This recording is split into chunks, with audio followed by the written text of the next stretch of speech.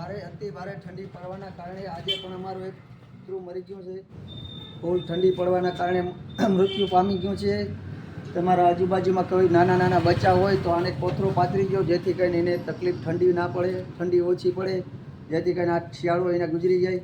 આમનામ કરતાં અમારે અત્યાર સુધીમાં લગભગ 60 જેટલા ગરુડિયા મરી ગયા છે આવી ઠંડીના કારણે.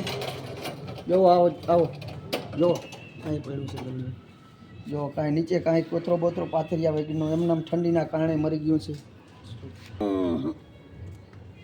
હોય તો અત્યારે રાતના 8 વાગ્યા છે, નહીં 7 વાગ્યા છે. 7 વાગ્યા અંધારું થઈ ગયું છે અને આનું કેટલાય નદીના કાંઠે સુધી એનું સ્મશાન છે, ત્યાં સુધી અમે અંધારામાં બત્તી કરીને જઈએ છીએ કૂતરાને સમાધિ દેવા. અને મિત્રો, તમારી આજુબાજુમાં કોઈ બીમાર કૂતરું હોય તો એને દવા કરાવો.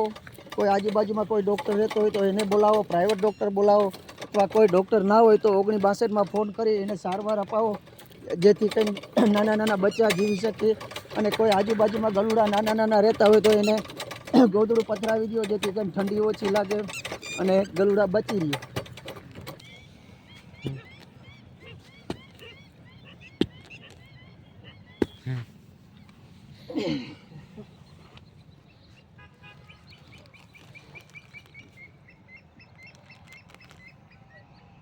મિત્રો, અમારી ચેનલમાં તમે જો નવા હોય તો અમારી ચેનલને લાઈક કરો, શેર કરો, સબસ્ક્રાઈબ કરો.